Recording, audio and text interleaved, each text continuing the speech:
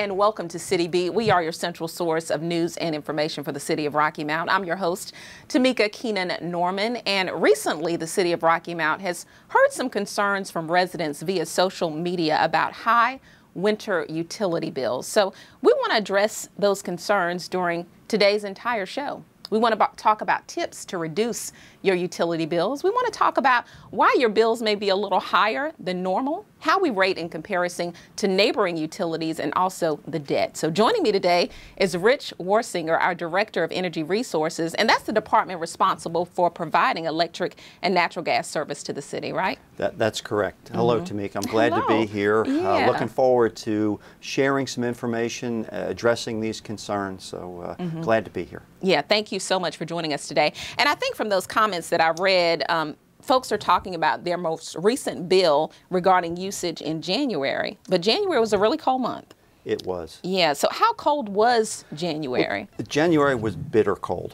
January was 31% colder than the last 5 winters. It was, as you recall, there were days we were down into the teens and we were into the single digits, and day after day after day. And that basically just takes the heat out of your house. You know, one day is one thing, but day after day after day, it just gets colder and colder in the house.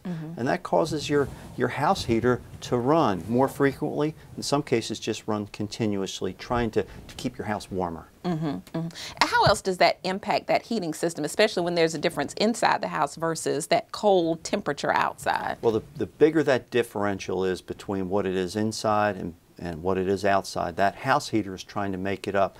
The bigger that differential is, the more that house heater has to run. The more it's running, the more energy it's using, whether it's you heat your home with electricity or if you heat your home with natural gas.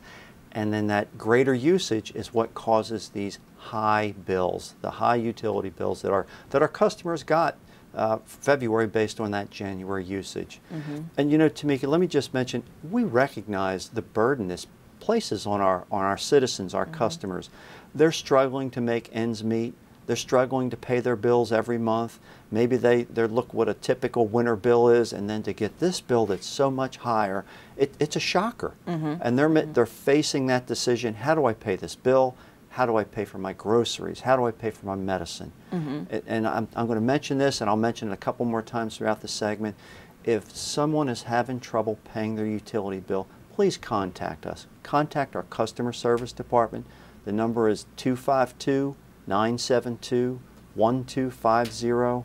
The people that work there are going to work with our customers to come up with pay arrangements, spread this out over the spring months where the heating costs are greatly diminished, and thereby would have lower bills. Okay, and so recognizing citizen concerns as well, I want to talk about some tips to help folks save energy and decrease the cost of that bill. So you talked about the temperature, but what setting should your home be on to kind of decrease that cost and decrease energy usage? Great question. The experts recommend that we keep our house set at 68 degrees in the wintertime. And that 68 degrees is when we're there. If we're not there during the day or at night when we're sleeping, that can be reduced. Now it gets a little complicated. It depends what you use to heat your home. If you heat your home with gas, it's easy to set that thermostat down to 62 degrees when you're not there, 62 while you're sleeping. Or even better is to have an automatic setback thermostat that will do that for you automatically.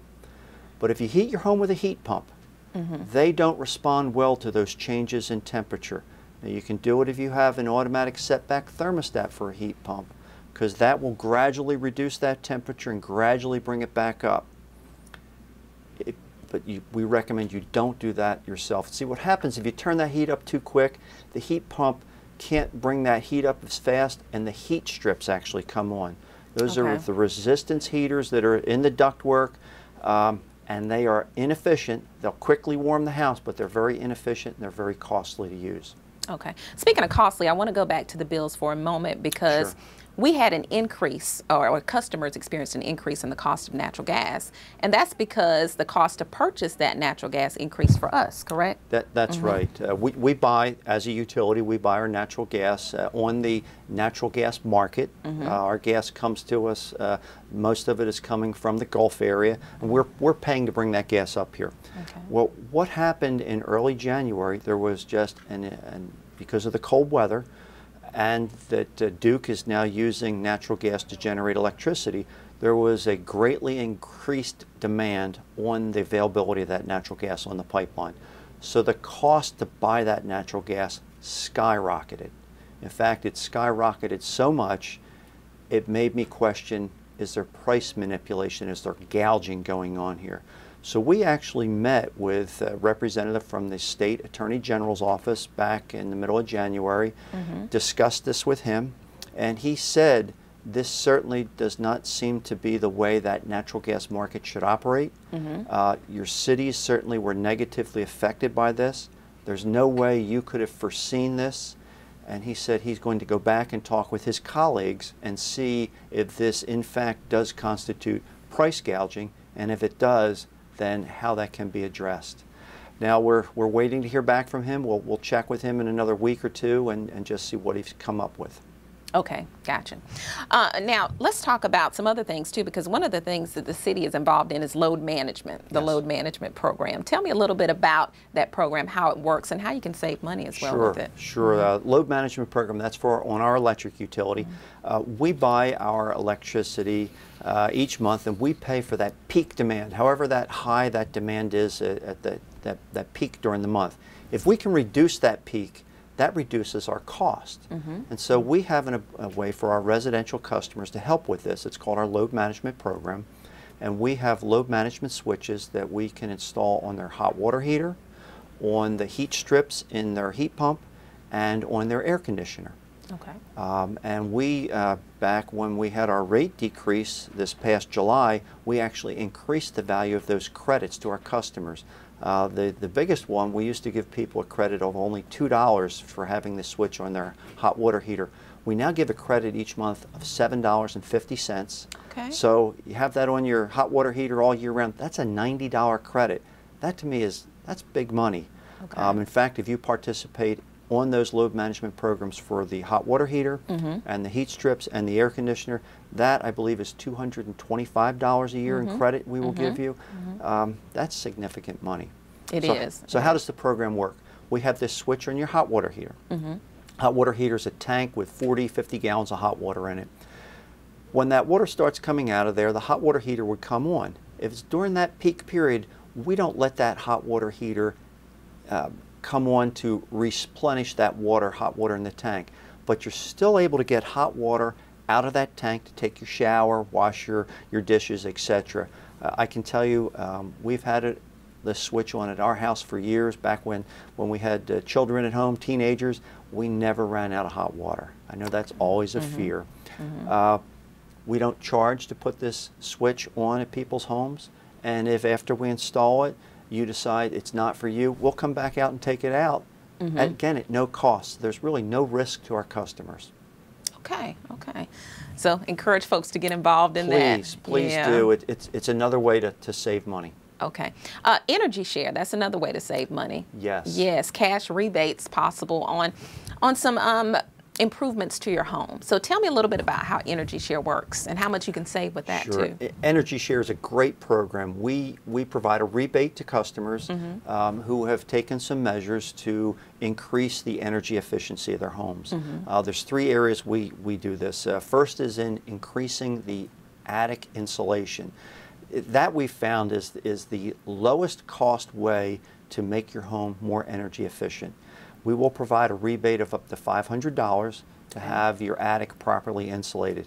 In most cases, the size of homes here in Rocky Mount, that $500 covers most, if not all, of the cost of adding the proper attic insulation in your home. It's kind of like putting another blanket on when you're in bed. It keeps you warm. It keeps that heat in your house. So that's a rebate of up to $500. The second one is a rebate of up to $1,000 to replace your home heating air conditioning unit, HVAC unit. Now that won't pay for the entire unit, but that $1,000 will certainly help towards it. And there are some minimum efficiency standards. It's basically just meeting what is the minimum code requirement for an energy efficient heating HVAC unit. The third rebate is for up to $250, and that's for increasing replacing, upgrading the ductwork in your home. Some of the ductworks in houses is not properly insulated, it might not be properly attached, but we'll provide a rebate of up to $250 to do that. So that's $500 for attic insulation, another $1,000 for the HVAC unit, another $250 for the ductwork. It's a great way to help people properly upgrade their homes to be more energy efficient. You know, I have to reference this box that has been sitting here, the Sure. energy efficiency kit, and that deals with your energy audits. I know you Yes. have technicians come into the home, let you know how you can save money. And this was interesting because we had an energy audit on my home recently, and they told me about a low flow shower head, which is working well to help us decrease the cost to our water bill. But tell me a little bit more about that, some of those other type of tools that they can provide and common tips. Yes, energy audits. We do an energy audit at no cost. When somebody signs up for this, our technicians, the first thing they do is they're going to look at what your energy usage has been for the past year. Okay. Look and see if there's anything that kind of looks out of the ordinary. Then they come to your home and they're going to sit down with you and talk about who lives in your home, how many people. Are they there during the day? Are you away during the day? Where do you keep your thermostat? How do you heat your home? Is it electricity? Is it natural gas? Do you supplement it maybe by burning wood? All these different things, so they have an understanding of what you do. Then they have an iPad that has a questionnaire they fill out. And then they're going to look through your home. They're going to go from the attic down to the crawl space, checking to see how much insulation you have on each and everything in between. Is the weather stripping on the windows in good condition? What setting do you actually have on your thermostat? What's the temperature of the hot water? A lot of people don't realize the temperature. You know, a lot of people do this. You run that hot water in the sink, it gets real hot. You put your hand underneath if it's too hot to stay underneath. So to make it touch-worthy, you know, so it doesn't burn you, you turn some cold water on then. Okay. Well, the better way to do that is reduce the temperature of the hot water at the hot water tank down to 120 degrees. Then you're heating the level to what you need, not overheating it and then have to cooling it down. These are the kind of things. I do that all the time. What you just mentioned. Well, when it's too hot, I do it all the time. So that's a great tip. Yeah. And there's also a safety aspect for this, especially if you have children. I know as you do, or elderly. Sometimes they'll get scalded. So we can help you turn down that thermostat on your hot water heater so that you're not heating that temperature up too high that then you have to cool it down. Okay. The other thing that our technicians do is they're going to bring this energy efficiency kit with them, and this is going to leave with you some things that will help you use less energy. So I'm going to go through this kit with you now if we can. So inside this kit we've got a number of goodies. First, there are 3 LED light bulbs. Back a few years ago, we were giving away the compact fluorescent light bulbs, the little curly Q bulbs. Now the LED light bulbs are available. These are even more efficient than those compact fluorescents. So we're going to give you 3 of these. And by the way, that's a give. There's no charge for this. Okay. So we leave this with our customers. There is a little packet of dye here. This is to be put in the toilet tank to see if your toilet is leaking. You know, sometimes the gaskets inside are bad and that water is running and that wastes water. So this, even though we're doing that energy audit for electric and gas, this is something to help people save water also. So we've got this packet. Then we have a filter whistle. This can just pop this right into your HVAC system filter, and it will whistle when that filter is getting clogged, alerting you that it needs to be changed. So you can pop it out of the old filter, put it in the new filter, put it back in there with the filter whistle. Then we've got a couple little digital thermometers. Okay. One of these you can put inside your refrigerator, see what the temperature is inside your refrigerator. Maybe put the other one inside the freezer, see are they at the temperatures they need to be. You can also put one of these over by your thermostat and see is the temperature in that thermostat, or maybe put it in that remote room to see how cold does it actually get there. So it'll help you diagnose what's happening in your home. And then last, we have some weather stripping to help maybe supplement, replace some weather stripping around doors or windows that needs to be replaced. Okay. So again, this is all provided to our customers at no charge. Now, Rich, say it's been years since you've had an audit done. Is it possible for technicians to come in again, kind of to absolutely. reassess? Absolutely. You know, we don't want to do one of these, you know, twice a month. Right. But you know, maybe changing ownership. You've done some things in your home. Yeah, we'd be happy to come out. And the one thing I failed to mention is, all right, at the end of the audit, what do? There is a report generated that we will either mail to you, or we can email it to you, or both if a customer wants it that way. And it summarizes everything that we found, along with those recommendations on things you can do that are either at no cost or low cost, or maybe even at a cost, but lets you pick and choose where you want to spend your money to more efficiently operate your home. Okay. Since you're talking about operation and usage and all that, one of the comments that I get on social media a lot is, well, I turned all the lights off in my room. So how does that really affect your bill, or does it have a huge impact? It does help, but the help is very small. The number one energy user in your home is your home heating air conditioning system, by far. That's number one. And that's why we talk about have the rebate for that attic insulation, so that that heat is not leaving your home, so that the heater doesn't have to run as much. The number two energy user in your home is your hot water heater.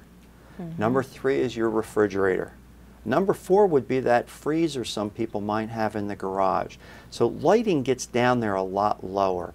And when people nowadays are heating or lighting more and more with the LED fixtures or those compact fluorescents, turning them off, it really doesn't save a lot of money. We still should do it. It's being good stewards of our resources, but the biggest ways to save is it's your home heat, and then hot water heat, and your refrigerator.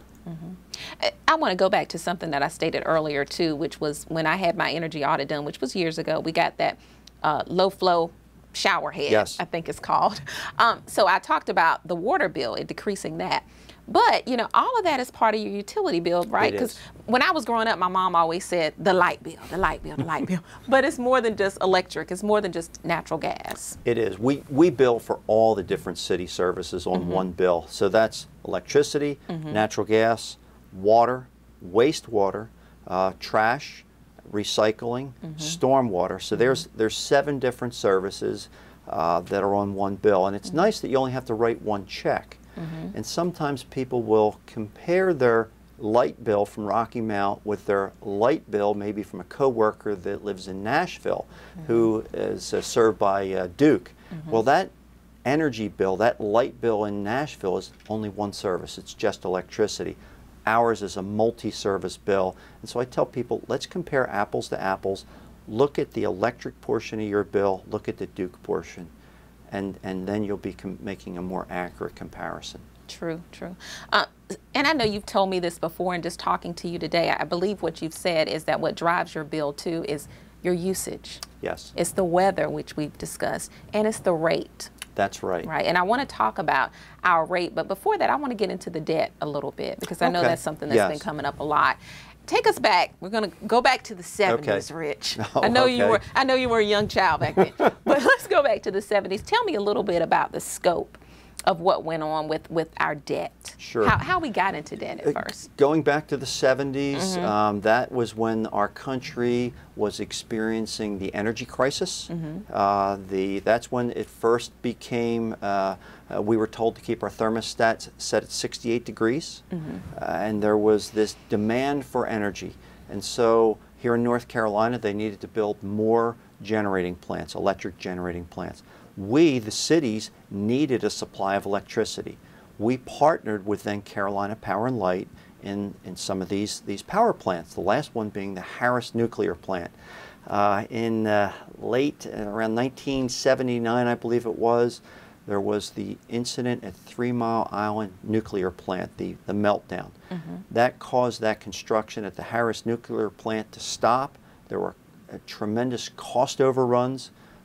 Rocky Mount, as being one of the part owners of that plant, we were on the hook for the costs. So we had to borrow, actually through the power agency, borrowed a lot of money to pay for that. So we were saddled with those high wholesale power costs, a lot driven by the debt. And that was up until 2015. 2015, a great thing happened. The power agency sold its ownership in these various generating plants. That paid off that debt. And we now have wholesale power costs that are low, and it allowed us to reduce our electric rates.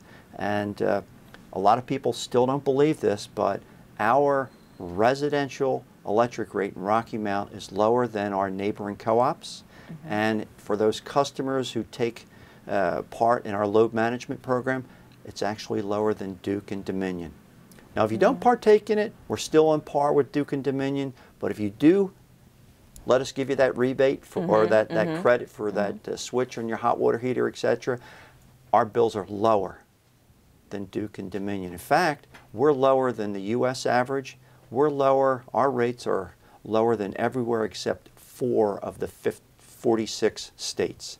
That is such a change. It is. It's tremendous. And you can actually see that comparison on the city's website as well, right? We do. We've had that comparison there actually for years. Back when we didn't compare favorably, we showed that, as I call it, we were in the 3rd tier of the states. There were about 17 states that were higher than us, but everybody else was lower than us. We're now at the bottom now of the low-cost providers. Okay.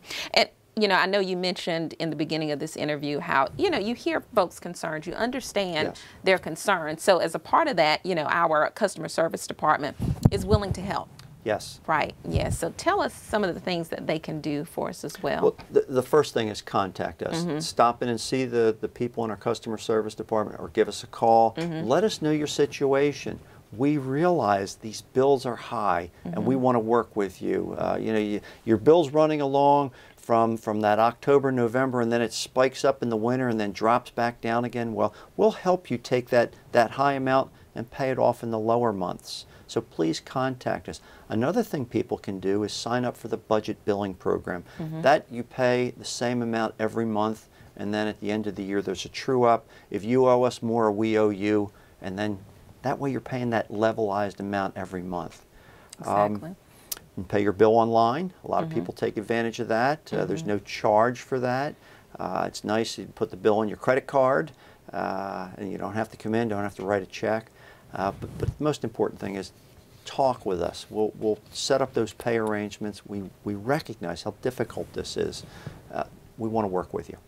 And I think one of the other things, too, that I spoke with Amy Staten, our finance director, about is that due date option as well. There are certain dates throughout the month that you can pay your bill. Yes, and you can select what that due date is. And it might be, you know, maybe your rent payment is due 1 week, and it's difficult to pay the rent and to pay your utility bill, so maybe we can move that back a couple weeks.